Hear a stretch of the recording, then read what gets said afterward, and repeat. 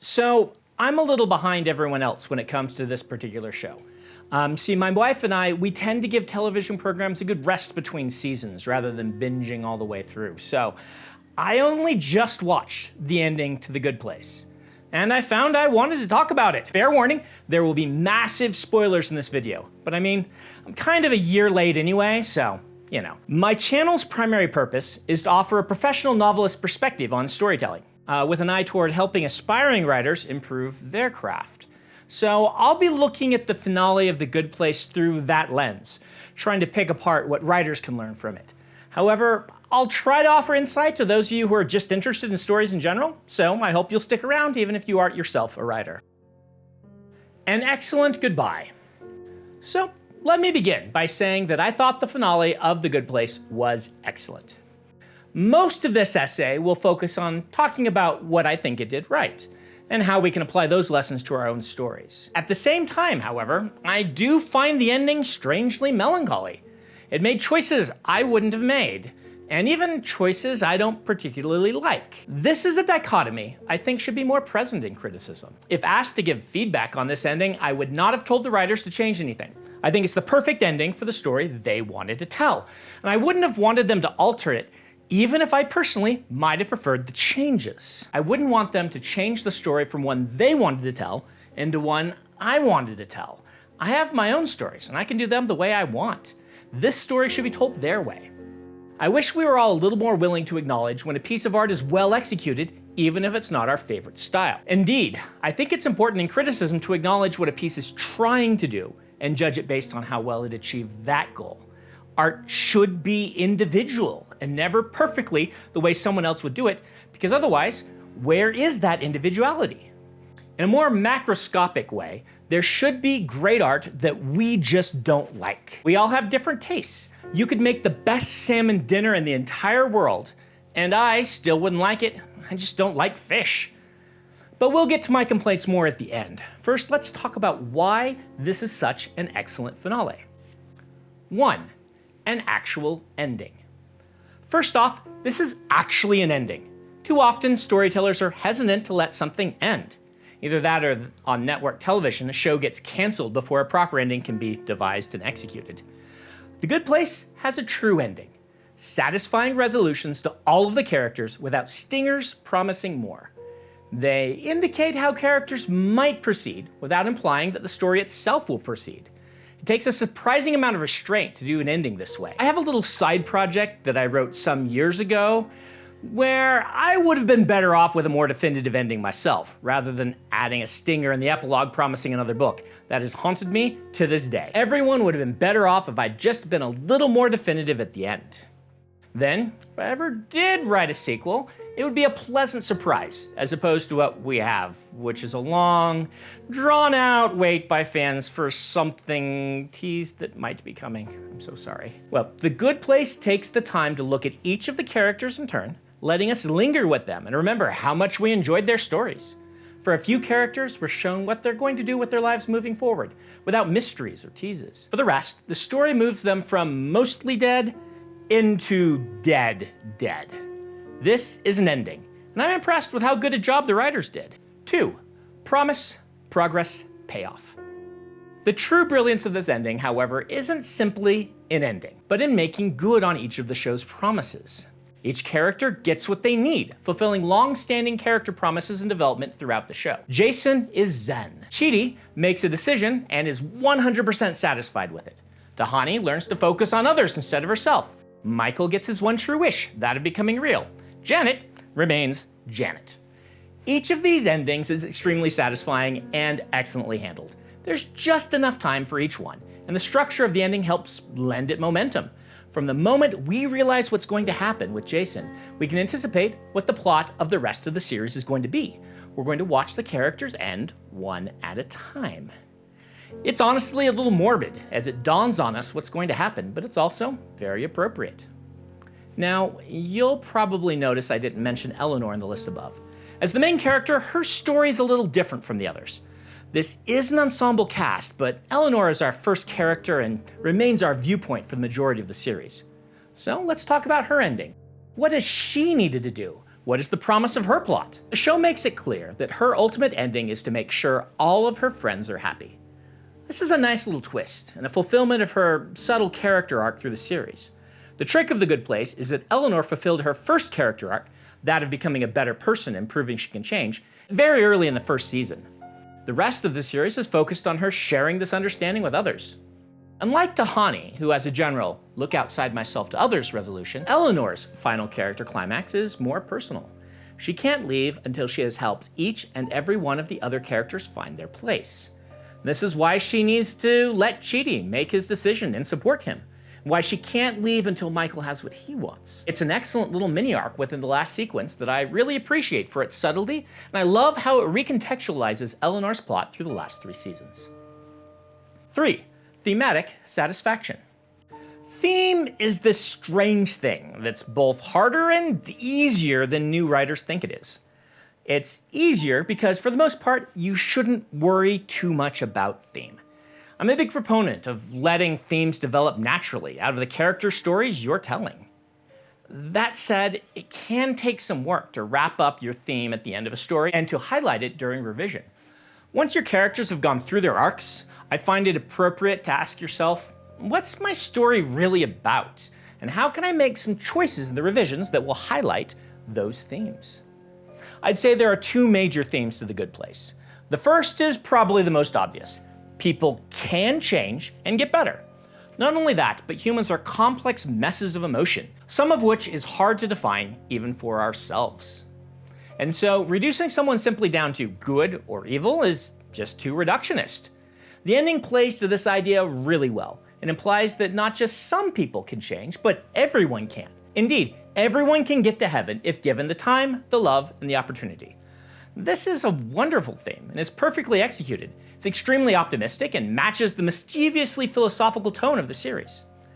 The second theme of the series is a little more subtle. This theme is an idea I think Milton expressed best in Paradise Lost, when he had Satan proclaim, "The mind is its own place, and in itself can make a heaven of hell, a hell of heaven." The Good Place is, of course, playfully metaphoric with the ideas of good, evil, heaven, and hell. This series absolutely isn't the creator saying, hey, here's what the afterlife is going to be like. They're clear about that.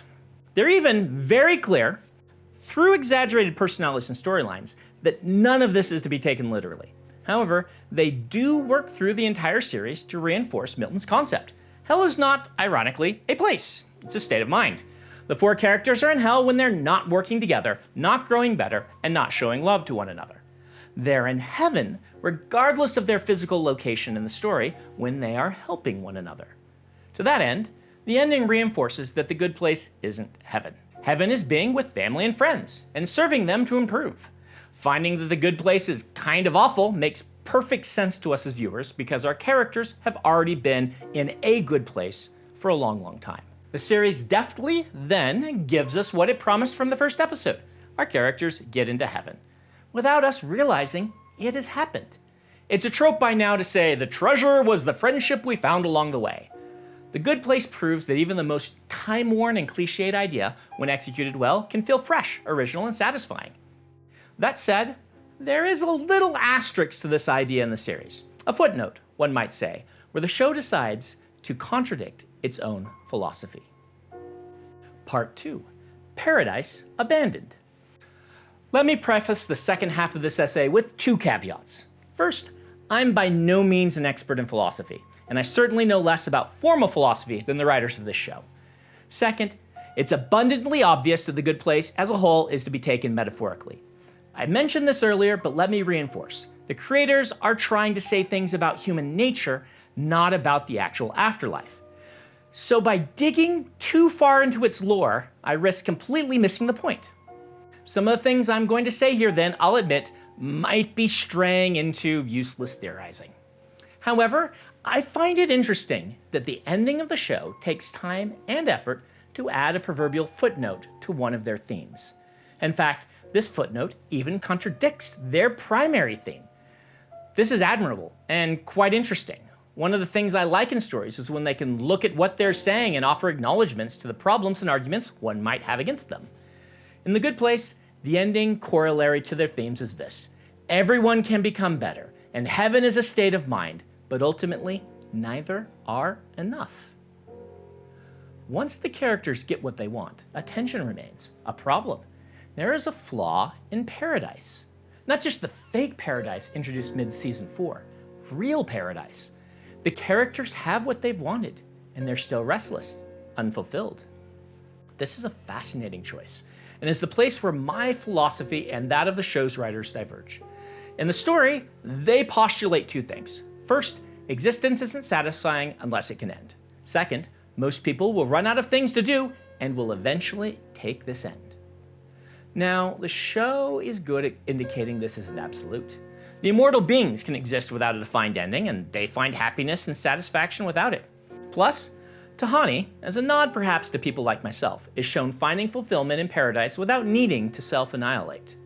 I really appreciate this willingness by the show to offer multiple possible outcomes, and this reinforces the dance and balancing act the writers did all through the show. The Good Place as a series isn't meant to be taken as a representation of actual heaven or hell, or commentary on any specific religion, but it's more a look at human nature and the way people interface with the ideas of death and mortality.